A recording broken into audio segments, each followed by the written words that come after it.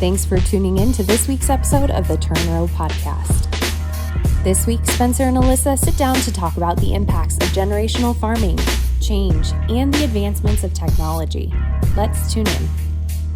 All right. Well, welcome back to the Turn Row Podcast. I am not your typical host, and neither are you.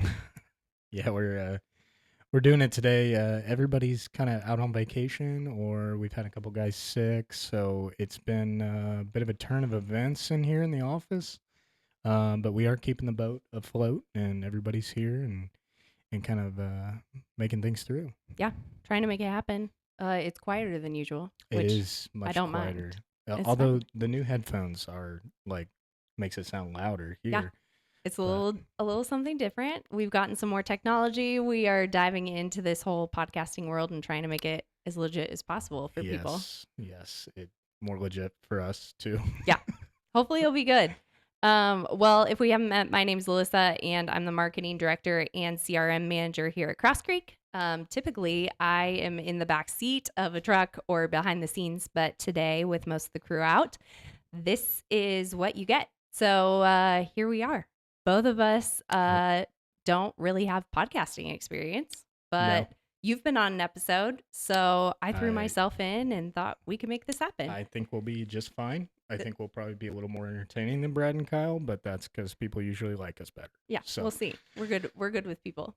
Well, both of us have a wide range of experience that has varied from ministry and pastoral work to youth programs, and now we're working in the agricultural field. Even with 10 to 15 years of other work experience, we're still two of the youngest employees here at Cross Creek. Yeah. I'm just a few years younger than Kyle. You're just a couple of years younger than me. So that's played out very interestingly here. Yeah, it's been kind of crazy. Every time we get to hire somebody else, I'm like, let's bring the age gap down a little bit. I'd really love it for us to hire somebody even younger than me, but I'm 28, so chance that we're going to find somebody that's pretty experienced or seasoned in our area and does a great job and stuff is not impossible. But not impossible.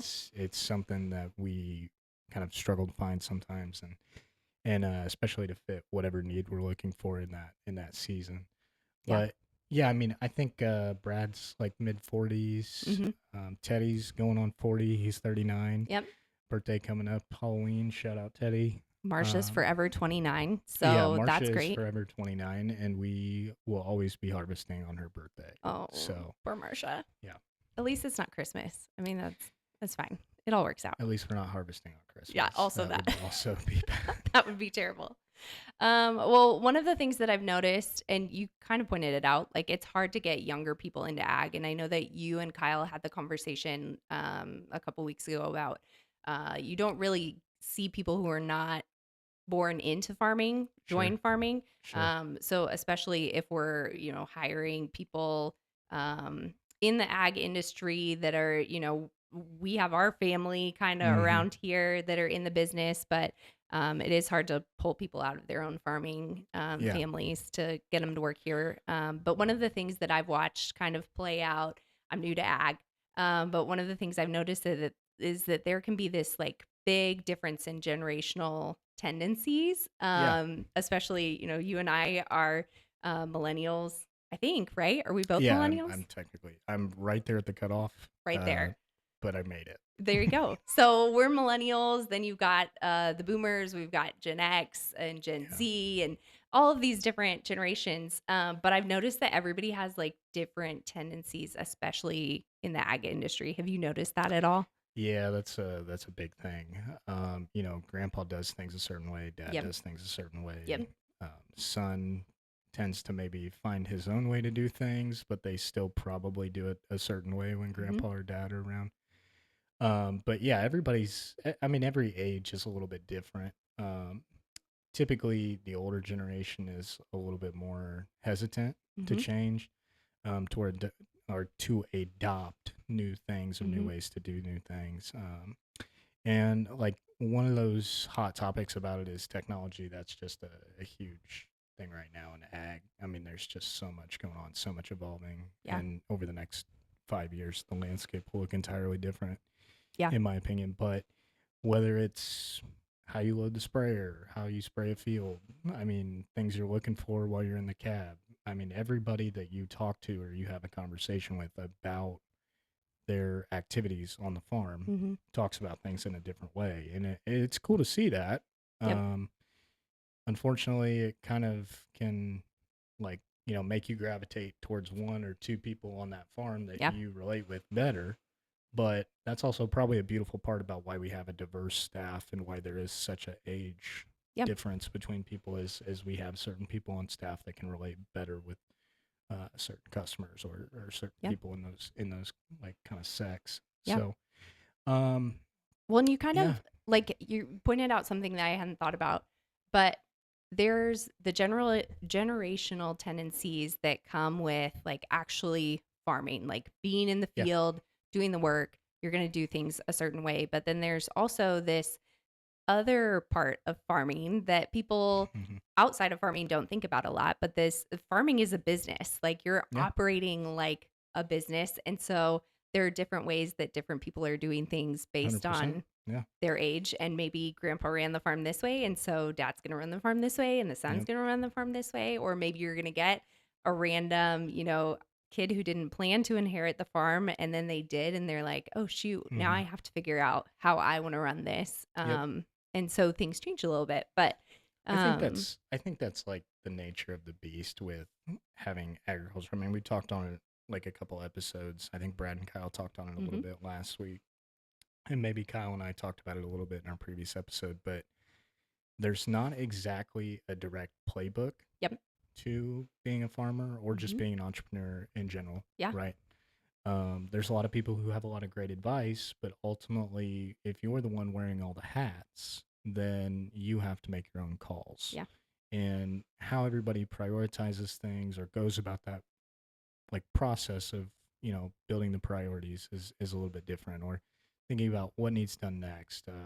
How am I going to make this decision? Hmm. um, there's a lot of different moving parts in farming. I mean, there's a lot of farmers out there that are blessed to have their wives as bookkeepers and, Hmm. and run the checkbooks and everything like that. But there's a lot of farmers who are not either. And Yep. so they're balancing, not just financial stress and financial decisions, but also, trying to be an agronomist and figure out their crops and also be an operator and go out there and make sure they're doing everything right. And Yep.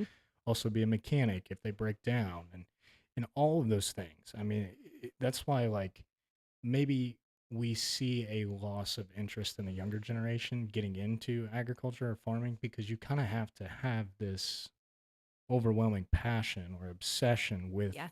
with agriculture because it's not a 9 to 5 job. And even when it's not a 9 to 5 job, it's not the kind of job that somebody you can just call up and they're going to maybe be able to tell you who you need to talk to or what you need to do to fix a certain problem. Right. So that is scary for a lot of people. I mean, that was a hesitation of mine getting into agriculture. Like I loved it and I love the thought of it. I love the idea of it, but obviously didn't grow up in it. And the thought that, oh, I wouldn't have somebody to lay out, okay, this is what you need to do. This is who you need to talk to for every step of the problem was very different when I came from the dealership Yeah. because the dealership is a corporation. It's very structured. Yep. There's, every step is laid out. So it's just a very different dynamic than almost any job in Yeah. the entire world, so to Well, speak. and I feel like our generation specifically has leaned very heavily. I mean, you were an IWU kid, so I know you know Yeah. this. Like, we've leaned very heavily into the like what personality fits Yeah. the job that I want to do, or Yeah. what kind of personality do I need to have to fit into this career world. And so instead of it being maybe that like you were born into ag and so you just know that you're going to do that your whole Hmm. life, our generation, we see a lot more people kind of making career decisions based on passion and personality and Yeah. what their interests are. And instead of just getting a job to have a job, it's Hmm. all about like, well, what's going to make me fulfilled? Which is interesting too, because it that changes the job market as it well. is. I've got to tell you a funny story. It's funny you brought up Indian Wesleyan, and it just reminded me. Um, I'll make it quick. So when I was going through the application process and got accepted to go to Indiana Wesleyan, I was the fourth generation to go there. That was a big determining factor for me. Legacy means a lot to me Yep. and the family and all that. And so when you go that summer beforehand, they're trying to get you ready for the new student orientation week and all that stuff. And so they have you take, I think it was like 90 questions or 100 question personality Oh, quiz. dang. Okay, so it was pretty intensive. You Yeah. had to block out like an hour to 2 hours, but you had to have it done before you showed up. And it spits out your like, a couple different personality traits, Hmm. like your top 5 biggest strengths, but then it also spits out your number one career path Oh, that like interesting. fits you. Okay. And so I had been working for a farmer at the time in high school. The only thing I had done that previous summer, like on the farm, was literally like help clear woods. And then I was given a weed hook and walked the fields and pulled weeds. So fun. Yeah, amazing. I thought I was just going to love, this is exactly what I want to do. Yeah. Absolutely not Uh-huh. at that point in time. But agriculture was the number one career path that showed up on that quiz. And That's I so thought, interesting. I thought, I was like, there's no chance. Nope. Like, no way. I was going to school to be a history teacher at the time. Yep. That's what I wanted. And yeah, ended up it was right. Yeah. Well, that So worked out for you. yeah, it did. It's just something you just reminded me of that I thought was hilarious as we sit here and talk That's about so it. interesting. See, you were always meant to be here. Yeah, it It was worked always out. meant to be here. Well, both of us, I know we've had a lot of conversations about this, but both of us are very like business and operational mindset people. Yeah, I came here from an operations director role. You're currently in one. So I know, especially when it comes to how the business functions and the development of it, you and I are constantly like forward thinking and trying to figure out like how can we create better yeah, processes or a more stable environment or better systems so that we can, continue moving things forward. But when it comes to ag, my observation is that a very large group of people are just doing what they've always done because that's seemingly what's worked for them. So, yeah. how have you watched that kind of play out?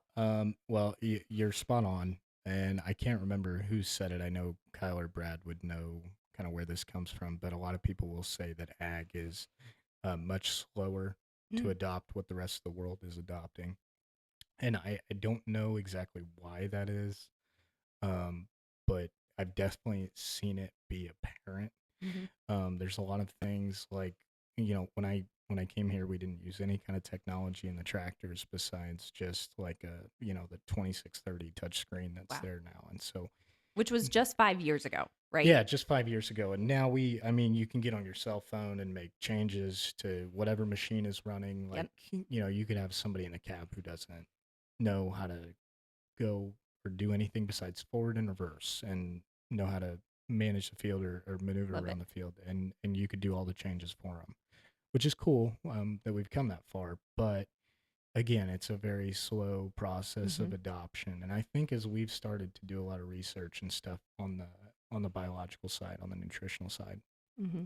we've as a staff, as a company in our culture, we've become more comfortable with change, where if we say, okay, we're going to have a different, you know, set of SOPs that we're going to do this year and how we're prepping everything, how we're doing everything, I think the staff has become a little more comfortable with that. Yep. But I also understand that we have a lot more moving parts to our business and a lot more exposure than a lot of farms do. Yes. Right. And so not every operation or farm, actually most are probably going to think counterintuitive to that, Hmm. and they're going to be like, I'm going to do what I know works. Hmm. If I do it a different way, I'm scared that I'm not going to get the same outcome. Yeah. And ultimately, that could be an advantage, that could be a disservice. Hmm. I mean, the one thing I can tell you is you'll never know if you don't try. Yeah. And That's, so I think that's probably like what I would say about that. It's my 2 cents. I think we're more comfortable with change, and we feel like our job is change, right? yeah.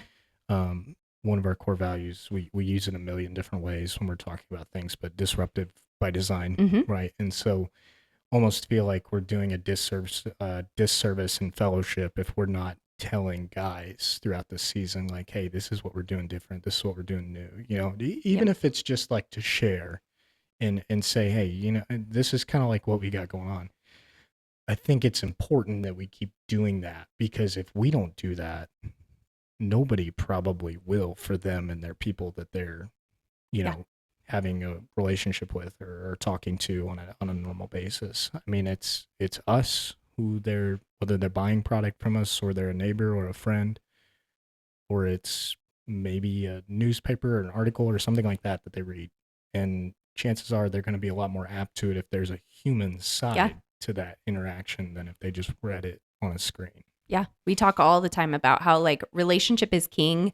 Like, Yeah. I'm not going to go somewhere new or necessarily try something new if I don't know a person that's connected to it Yeah. or has not tried it and told me that they loved it. 100%. And all people are kind of like that. Like, whether you're Yeah. trying new coffee or you're in farming, like, you want to know that it has good reviews before you Yeah. try it. You don't want to waste your time. You also don't want to waste your money. And Yeah. in ag, everybody's really conscious of that. So Yeah. I think would that's 100% agree. I think it's true. I mean, and I think that's almost like true. Maybe that's part of that generational thing, right? Mhm. Like, I think there's even a difference, like when my parents or my grandparents are like, "Hey, can you, let's talk about Amazon for a second. Like, hey, can you order this for me?" Yeah.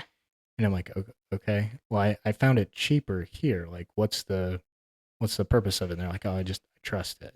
Mhm. Whereas like you or me would probably go on there and order it, or look to order something, and we're like, we're gonna look at the reviews real quick. Yes. And you're like scrolling, and you're like, okay, Yeah. it's got 4.2 stars, but like I pull up the reviews and the first 5 are terrible. Yeah, Yeah. I'm not gonna buy it. Yep. Right. So maybe that's part of the generational difference. I don't know what you would classify that behavior as, but it's just interesting to think about how it bleeds into agriculture, but it's prevalent throughout the entire Oh, yeah. society. Oh, yeah. Well, and it's so interesting too, because I feel like the same is true not just for like good products or things that people should be buying. Like, Yeah. they will listen to bad advice just because everybody else Yeah. always has. And so I've noticed there are a lot of people, as we come in contact with different customers or maybe potential customers, who are just very resistant to especially bio-nutritional products, because they're like, I don't know, Uncle Bob from 3 counties over, Yeah. he told me he didn't like it, and maybe it was user error, or maybe Yeah. it was that he never actually used it, or maybe he didn't see the results he wanted because of weather or other external factors he couldn't control. But it's so interesting how quickly, I mean, that relationship means everything to people. Yeah. And that's like a regular, I'm not in sales, but obviously I touch all the sales that are coming through this place. And so I get kind of the luxury of being in that seat of like seeing, hearing, listening, Mhm. all the problems that are involved, all the hurdles, challenges, or successes. But I think when biologicals and nutritionals, and I don't want to get caught up on biologicals because it's not a lot of what like is currently our Yeah. lineup, right? Yep. It's not all biology. Yep. There's a large majority of it that's not. When those kind of products first came on the scene, there was a lot of things that did not work, or guys just didn't know how to use them right because they are a little more temperamental and things like that. And so it did give a bad rap for that space for a long time. And that's still a battle that we fight sometimes, right? And our counter to that is a lot of the data and a lot of having those conversations about, look, this is different than the way you do it, but this is the way we do it, and it works for us. Yeah. So if you want to use it or you have an interest in using it, why don't you use it the way that we've done it, because we know we've found success this way. Yeah.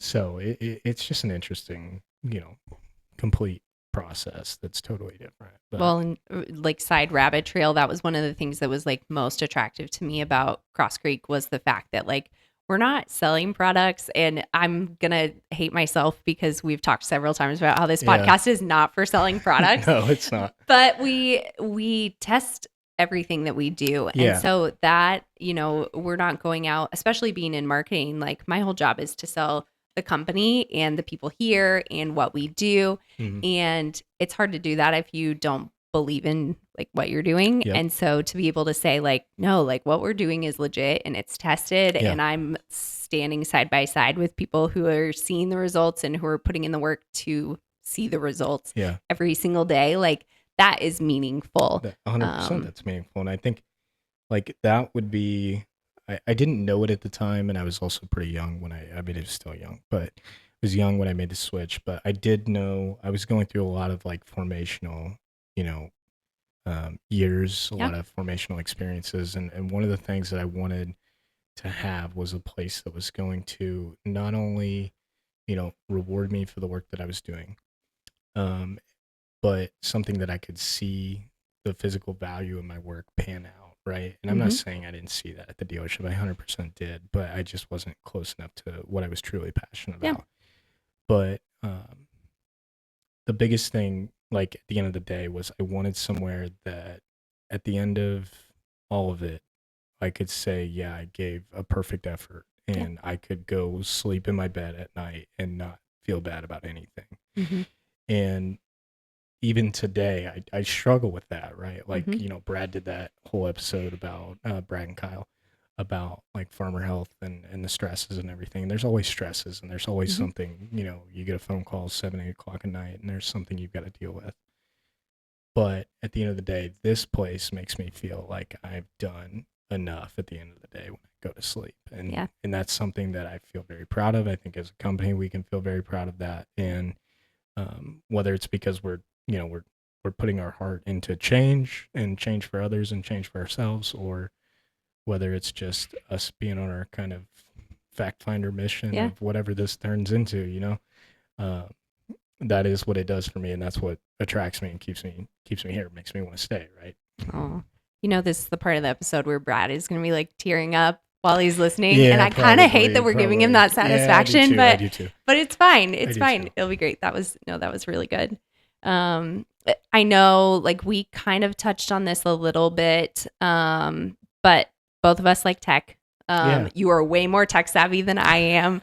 I am not. I think you are. You can't tell people that. But you are.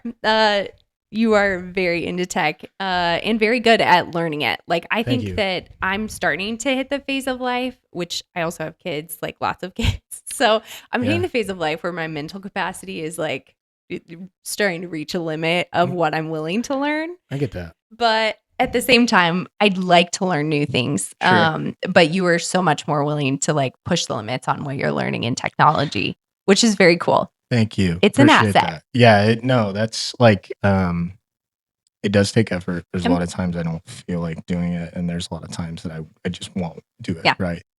But it's kind of interesting. So like, I used to play a lot of video games, and you know, like what got me into tech a couple of years ago was I decided I was going to go on the venture of building my own computer from scratch. Right. So if you're going to build a computer from scratch, you have to learn quite a bit.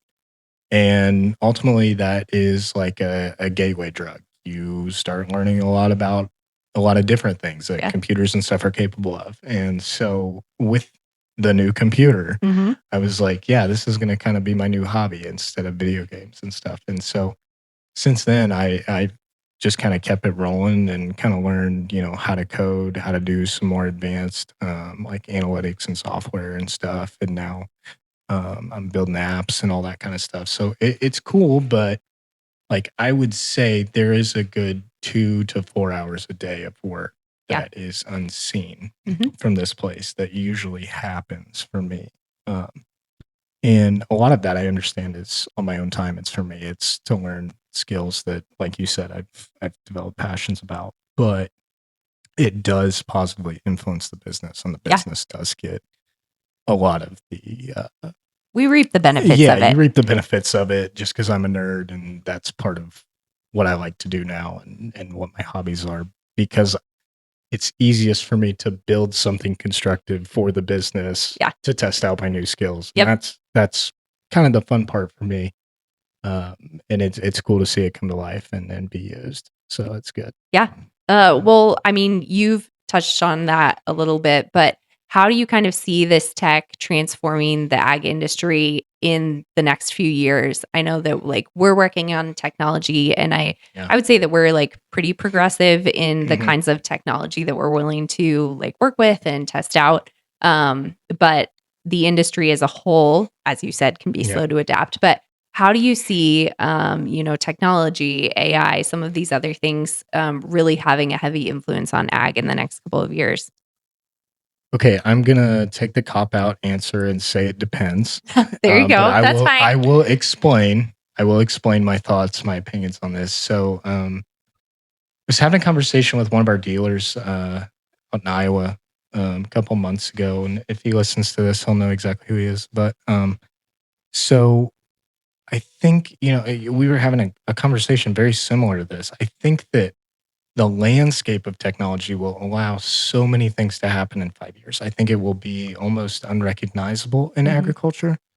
I think we're getting ready to go through a revolution that was very similar to a lot of them that happened in the 1900s, where farming, 10, 15 years ago, just no longer looks the same. Yeah. And I think it will be very hard to get into farming from a capital acquisition standpoint, right? There's just so much you have to get, right? But I think more people will be able to enter into farming just because they are good at tech and maybe not enter as an owner or, a full-blown entrepreneur, but as somebody who has a position on a farm or on a team that is focused on farmers because they are good at those set of skills. I think where I see the drawdown or the slowdown is more on people not adopting it. Like we said, Yeah. there's a lot of people that are very slow to change. There's kind of that age gap, and I don't want to like label it, put it a hard label, but I would say like most people above like 51 to 55 or maybe even lower, high 40s, Yeah. it's going to be a lot harder for them to adopt at a pace than like it is for me or you. Yeah. Right. And so to keep playing catch up, like it's when I come in your office and I'm like, hey, I got something new I got to tell you about, right? Yeah. Like, and then I just nerd out for like 15 minutes. And you just look at me with that blank stare. I'm just like, I'm so proud of you. And, I will nod and smile, but I have no idea what you're saying. I know, but I have to tell somebody, and my wife's not going to care. So I'm like, I got Kyle and I get stuck you listening. guys are my paid friends in that aspect, but I think that slow adoption pace is what's going to be like holding it down, right?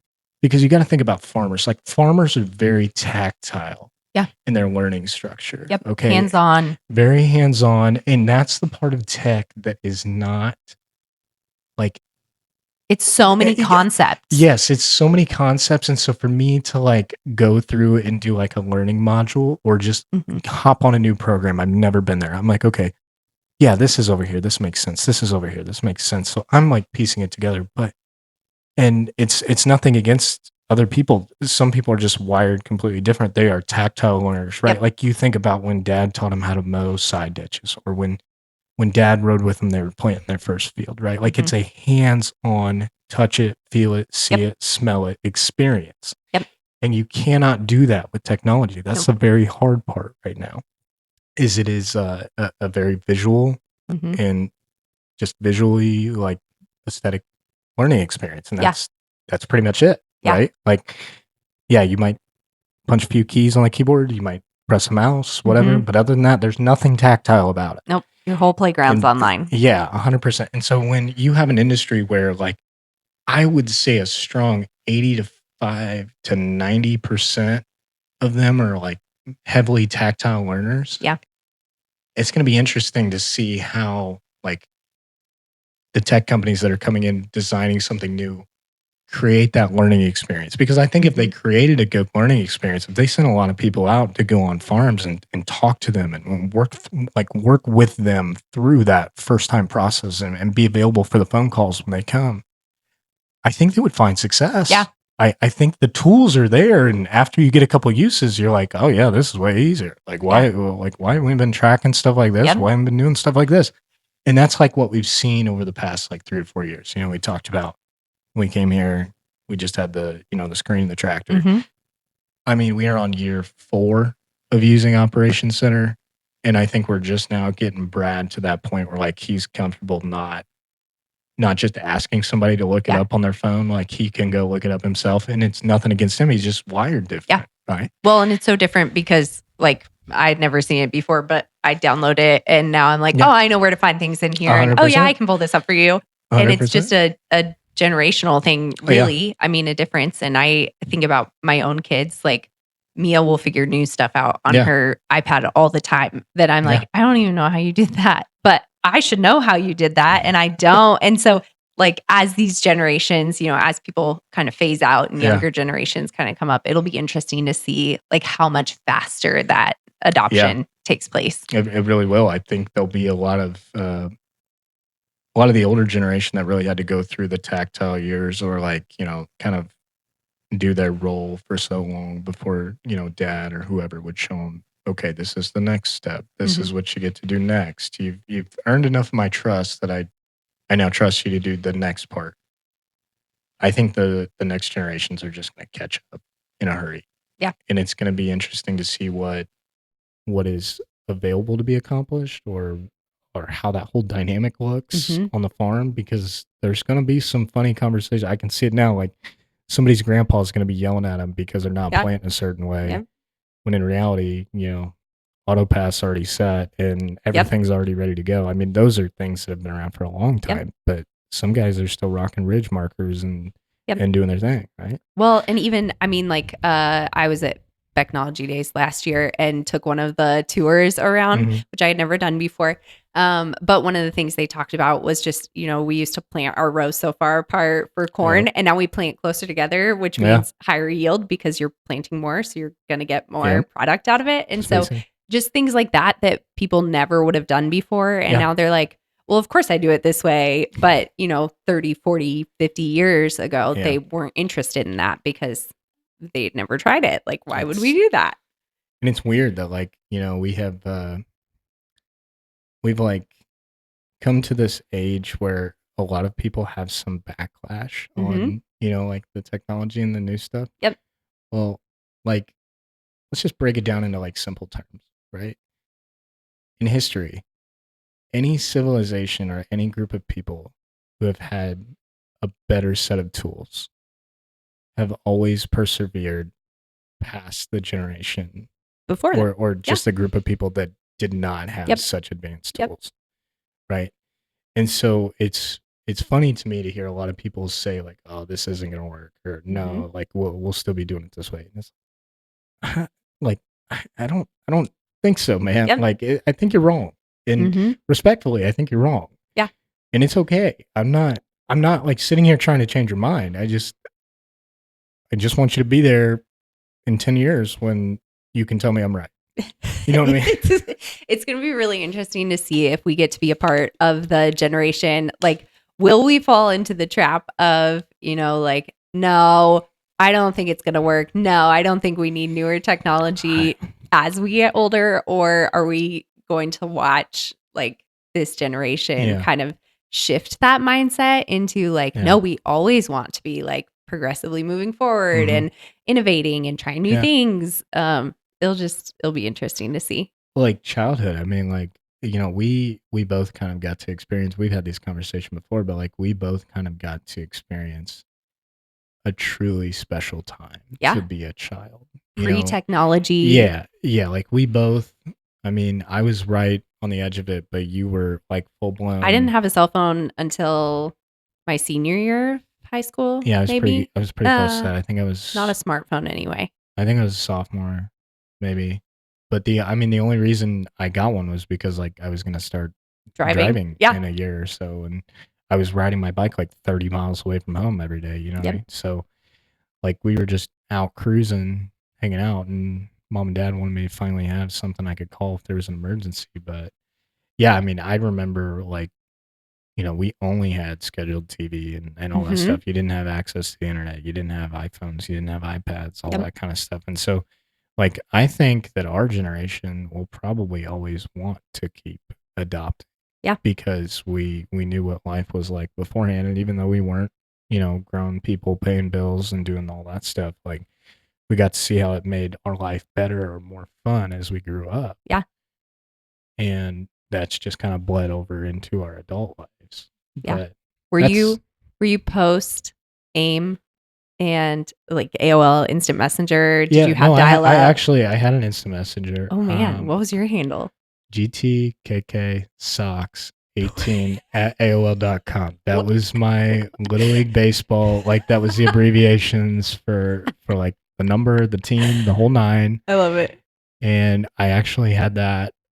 I think it was just me and my friends. Oh my Like gosh. yeah, it was very like not, but then I think I got a Facebook and I remember I had to have the AOL account to use Facebook, Hmm. and that was when Facebook was very Like you had to very be like 18 or, oh clunky yeah, and yeah, all that yeah. stuff. No, I think it was you had to be 13 at that Okay. point.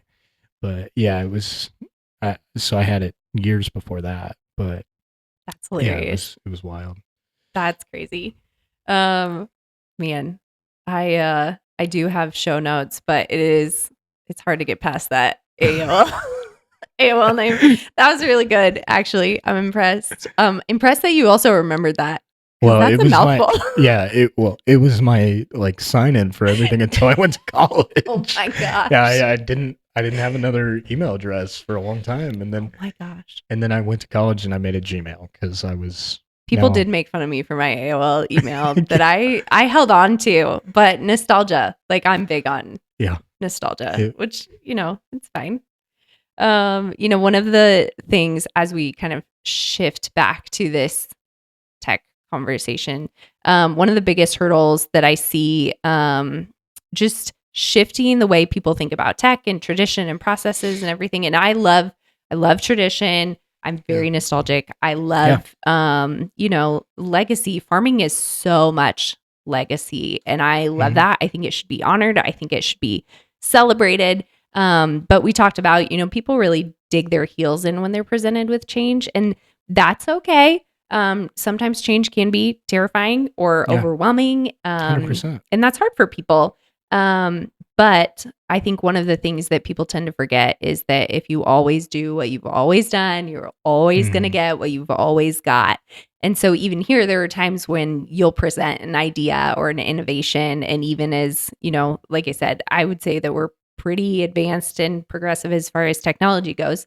But you can still be met with some resistance. So, are there things you think that younger people in the ag industry can do to help promote change or propel businesses forward, even if they're sitting kind of in our seats?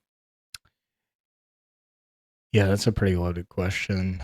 Um, I would say the number one thing I would think probably would help them kind of be more or get a more receptive response to change Yeah, would probably just be to leverage the technology to teach you as much about farming as possible. So, that's good. like, there's a lot of things that I kind of talked about on the last episode. Like, I asked Brad a lot of questions Mhm. for a long time, right? And I still do. Mhm. If I don't understand something or if he's not busy and I'm like, explain this to me. This doesn't make sense. Mhm.